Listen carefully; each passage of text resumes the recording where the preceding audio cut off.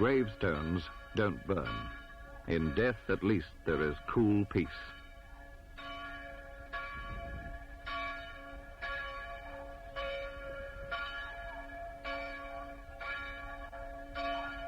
We're calling Mrs. Arthur Clifford, pardon me, there at Deep Bay.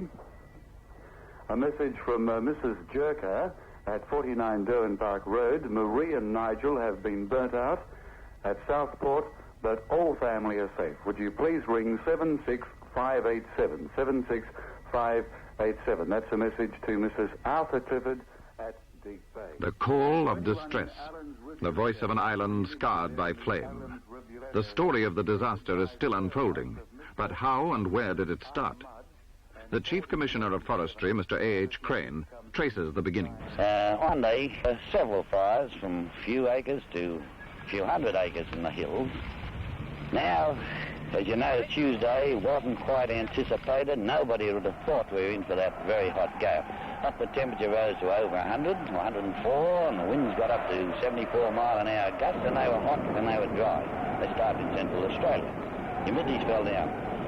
Now, in less than half an hour, these quiescent fires had turned into raging demons and exploded from their edges and away. Well, having got into the hills and spotting ahead of themselves, they developed intensity, and in less than no time there was a real fire storm, and literally millions of sparks fell in the face of that fire, in the face of the strong winds. Every fire goes uphill, and any gully in the hills is exactly the same thing as a chimney you build in a house to keep your fire burning, and it's almost certain that those fires were racing into the hills at 80, 90 mile an hour.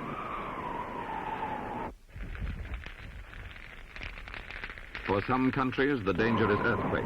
For others, like America, it's the tornado. In Australia, the enemy is bushfire. Within a few hours on the afternoon of Tuesday, February the 7th, the southern districts of Tasmania are turned into scorched battlefields. Nothing can stop the flames. It's like a napalm attack. The brewery at Hobart is gutted, but beer supplies come in from Launceston and Victoria.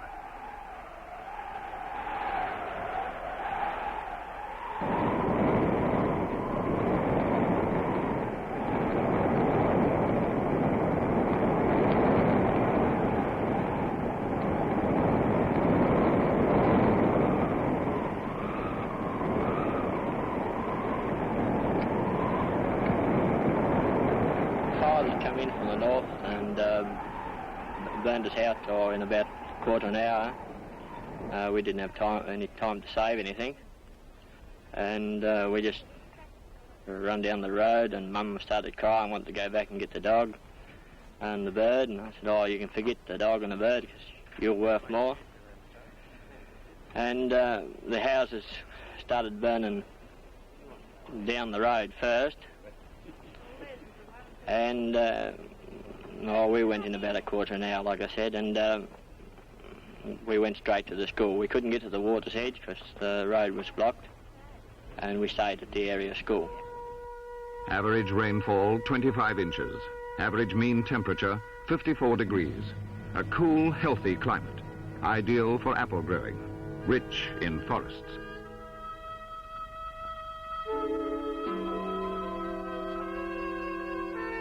The fire blackens 1,000 square miles of country. The first major casualty is communications. 3,000 telephone and telegraph poles are down. Few people in those first frantic hours have any way of knowing whether their families are all safe. Children are away at school, fathers at work or away fighting other fires. Radio 7HT, the only station that can still broadcast, becomes the only means of contact for thousands isolated by the disaster. That has just come in, I think, from the Commissioner of Police. Did you read that, Harry? No, I haven't. Oh, I'll read it now. Now, anybody who has earth-moving equipment and who could assist working party, directed by Mr. Howell... In 24 hours, the Hobart Post Office handles 10,000 telegrams.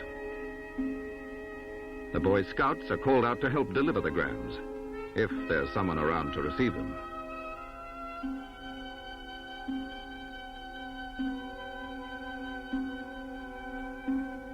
The tap was scorched so badly it couldn't be turned off, but the water had given out long before. Some communities had no water at all. Older people are the hardest hit. They couldn't run, they couldn't fight. When the smoke clears, 54 are dead. Still more bodies could be hidden in the ruins.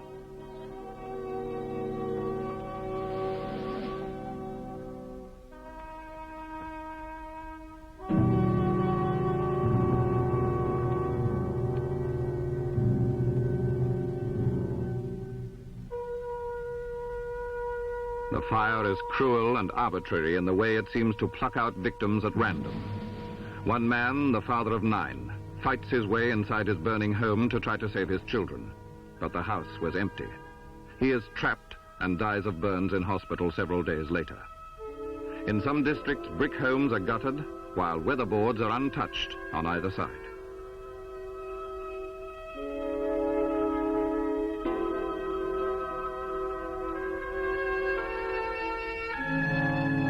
The melting point of an aluminium kettle is around 1200 degrees Fahrenheit. The melting point of glass in an oven would be around 1700 degrees Fahrenheit. People return to their homes to find nothing salvageable. The heat, of almost unbelievable intensity, had claimed everything.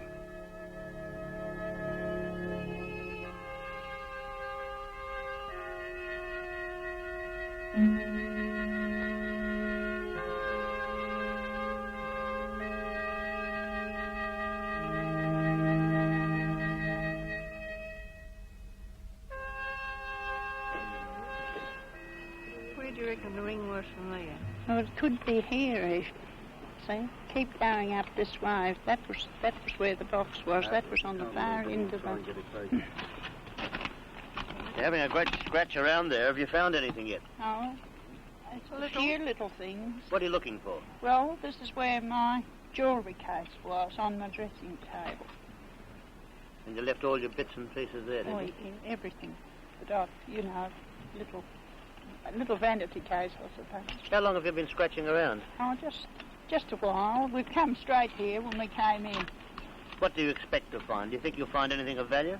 Well, I hope to find not of great value, but just personal value. Yeah. Well, now that it's all over, what are you going to do? Do you hope to rebuild and settle back here again? We'll be back here as soon as we can get here. Good. Well, on with your searching. I hope you find plenty more. Thank you. The beer with no pub.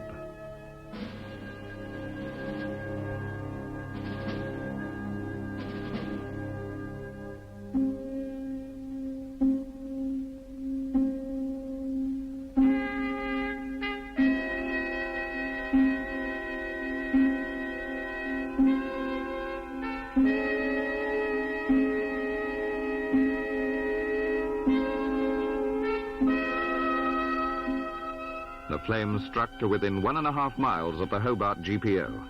Suburban homes worth many thousands of dollars were lost, along with rows of shanties on the southern edge of town. One of those who lost his home was Chris Waterhouse, a television announcer in Hobart. Hello. People in Hobart, anyways, have probably seen me before. They're not quite as filthy as this. Behind me is all remains of 98 Summerlees Road, where I used to live until Tuesday afternoon. I wasn't even here at the time. My wife was in town collecting the eldest child from school. That we've lost all the possessions we had doesn't matter. We're now, through the tremendous generosity of everybody, we're now better clothed than we've ever been before. But what does matter is that as a family we are all together and all very well. And this is due largely to several people who helped to save our children. 2 of them were up here, this young Rebecca, and Rachel and Rebecca, the 2-year-old. And they'd been left with Jean Garland here, who also has her Yvette, and Mrs. Davis, who comes from just along the road. Now, what was on fire here at the time? Most of it? Or was it coming? No, just all the hills all around. All around, at the back. yes. And I could feel the heat from it on the road, so I took off like a frightened rabbit. With Yvette and my 2? Yes. I didn't even think to grab the pusher. I did one in each arm and just run for my life. Pulling Rebecca along behind? Yes, she was hanging on to my skirt. And now what happened when you got up to the hotel? Well, all the crowd were there. About how many people? Maybe 150 or 200 altogether. 200. Not sure. A lot of children. Got a lot of children. We were completely cut off from any direction. The only way was up. And what did you... Oh, thank heavens you didn't go that way. Now, what did happen? How long were you there, do you think?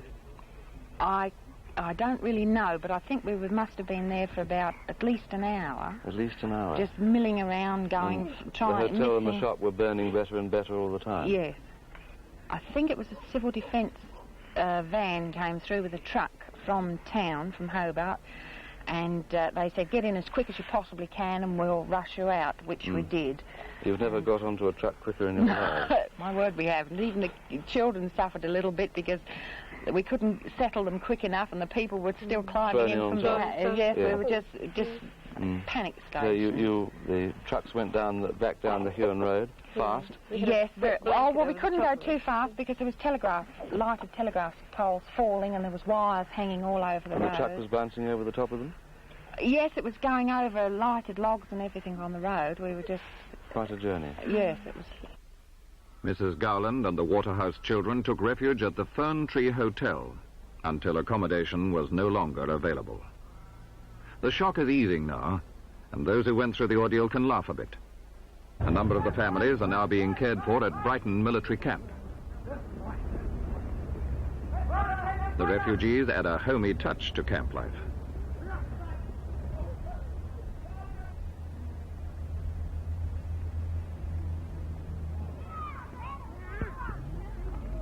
For the diggers, it's a break from routine.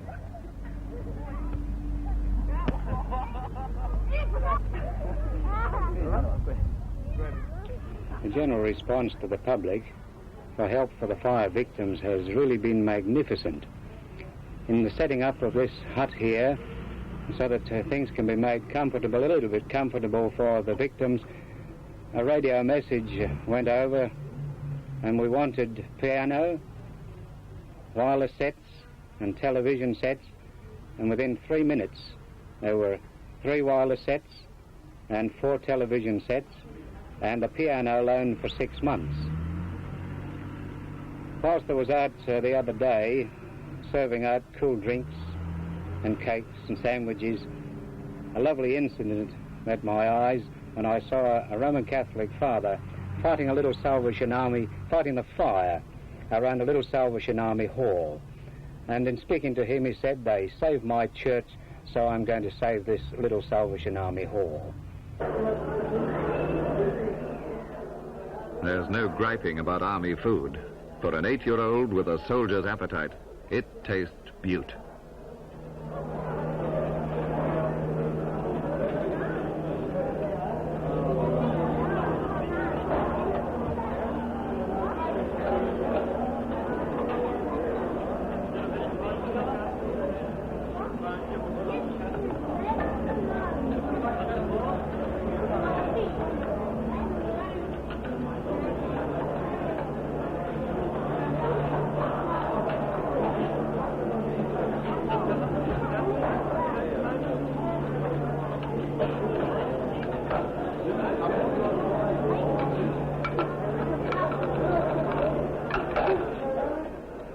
For the children, it all seems new and exciting. They can make their fun where they find it. For the adults, it's harder. They've seen their life's work turn to ashes. No, I didn't. My parents were burnt out and they're both alive, but my husband lost an uncle and an aunt together at Gordon, old people. She'd been an invalid for some time and she got out of bed and her husband helped her. He was 88. He helped her to get 100 yards from the house and they died of the smoke. And their house is still standing. Cornelian Bay, Mary. Yes. And you have a job again today? Yes, yes. What is your occupation? Fisherman. Are you good at it? I suppose that's a debatable point. Oh, they're treated very well. I mean, it's not like home, but they couldn't do any more for us. The food? Oh, marvellous. Everything. There's nothing to complain of.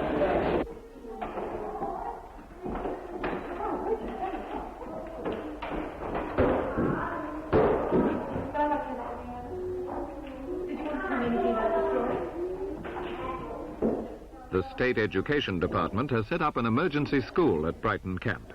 There are 3 teachers and 25 students. It would be hard to find a better ratio than that anywhere in Australia. There was St. George there with his big sword, all ready to get the dragon. And there coming out of the dragon's mouth was all the fire and all the smoke. And how do you think St. George felt? The teachers feel the main thing is to keep the children talking. If they can talk their experiences out of their system, it won't seem so frightening. I was in town with Mum and Dad for time. Across the road there's power lines, so I couldn't stand it. Well, couldn't you? Were you frightened? Yeah, I thought the power was switched on. Did you? And you thought you might get burnt by the power lines? My goodness. Who else was frightened? In Sandy Bay, on the way home, we couldn't see. It was only 4 o'clock. No, and they got all the smoke in their eyes, and they had to get these things on there. Did they? Where did you live? Queen's Hotel. Was it burnt down? Yes. Is everybody all right in your family? Yes. Yesterday we went up to Queen's Hotel and we found lots of plates that weren't broken. We took them down here. Found some plates. Anything else? Cups and our dog was burnt, and we had 3 cows and they're dead. Oh, what a shame. And we found the big one, and it was all stiff and everything. Oh, dear. Mrs. Ross was burnt to death in her own house. Oh, I was going to say that Snug's a ghost down there. What do you mean, the ghost house? There's not a house standing. Isn't there? There's only 20 out of 120. Oh, then one of those houses yours? Yes, and our garage is still standing.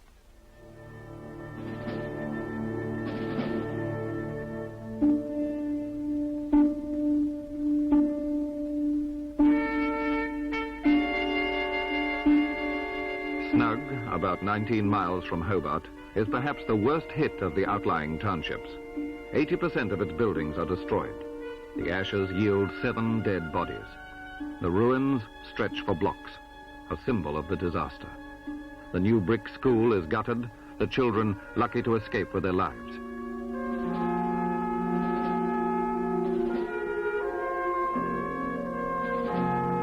One of the first priorities in the cleanup is to get rid of the tin and other loose metal.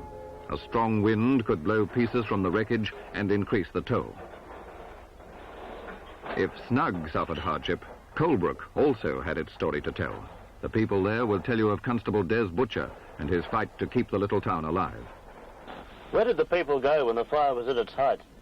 When the fire first came through, the townspeople went down to a ploughed paddock at the southern end of the town and put the cars in front of themselves, and the fire went through without hurting them down in the paddock. What's the biggest problem facing you now? The biggest problem at the moment is the disposal of all our dead sheep. We have thousands of sheep to dispose of. We have 4 dozers working on it, and equipment from the government and private persons burying the sheep and cattle now. Is there any fear of disease from these sheep? There will be if we can't get them under the ground fast enough, and that's why we're working on that now.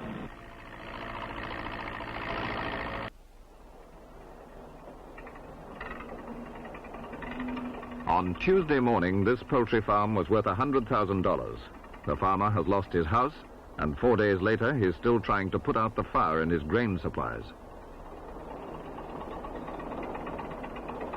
Oh, we lost about 1,300 bags of oats and about 500 bags of barley. Now, this grain was here to feed your fowls? Yes, it's a year's supply, or pretty well, you know, to carry us on to next year. Have you got any idea how many fowls you lost in the fire? Yes, and 9,000 at least. And what about the goats? Oh, well, this is a champion goat. The son let the goats come down free out of the bush, and they got into the pens that escaped the fire. And we only lost 12 out of about 40.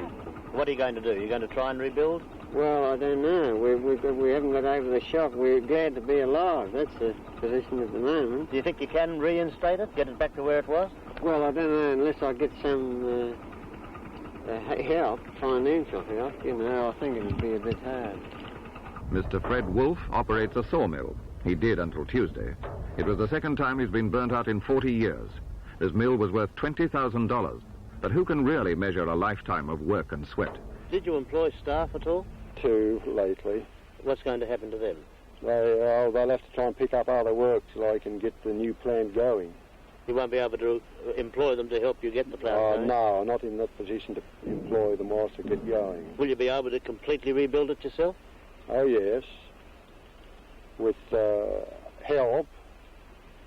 There's a good bit to be bought.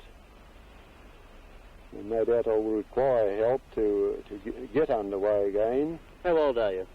64. You don't think you're too old to start again? I am rather, but I intend to go ahead yet. The apple crop, Tasmania's main export, is fortunately saved, although a number of individual orchards have been ruined. State officials say all shipping commitments can be met, but the fire's overall effect on the economy is incalculable.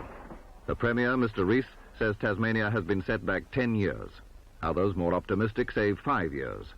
The state has lost a carbide plant employing 250, a cannery, a brewery, timber mills. Damage is put at $25 million minimum.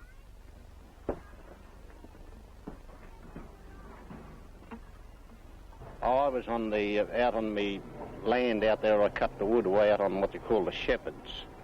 And I could see the smoke coming up, and I thought, well, it's about time I got down to see where what the smoke was coming from. But I didn't quite get right home at all. I just got down, the flames was alongside the road as I was coming down the road. And I got as far as Snug down there, and I started to come up round there, and people coming down, they stopped me. I said, don't go any further, there's a wall of flame.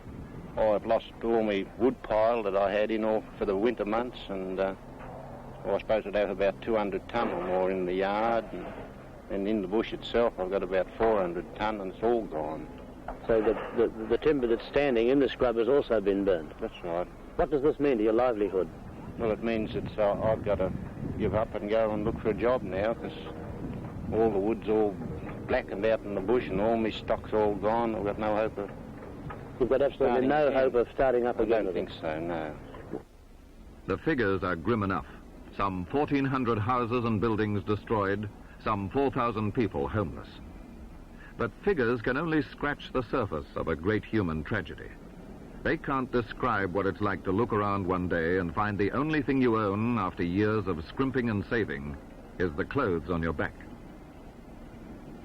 So the heartbreaking job of reconstruction begins. Hundreds of luckier families open their homes to the refugees. Food, clothing, blankets and money pour in from across Tasmania, from mainland Australia, and from all over the world, and are channeled into relief centres.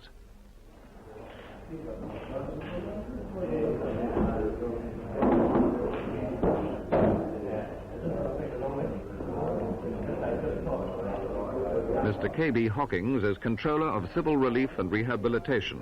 His job, get the refugees on their feet again. We've got this in hand now. This is okay. We'd much prefer if you just hang fire for the minute on any food or furniture and this sort of stuff. Yeah, we've got what we want from our immediate needs to sort of feed and house and clothe these people. One of the state's biggest concerns is to keep the homeless and jobless from picking up stakes and moving back to the mainland. The government has offered free replacement of uninsured homes and compensation for those only partially insured. Well, cash is the shot. That's mainly what we want now. No more clothing, no more clothing, no furniture at the moment. If we know you've got it and we want it, we can get it afterwards. Yeah, well, our furniture comes into this next stage, which is developing, which is the sort of rehabilitation of him back in his normal environment. But now we've got him catered so far as housing is concerned at the moment. If he's not with friends who are looking after him, well, we've got him at Brighton, or we'll be putting him into Snug camp at the weekend. So we've got that covered.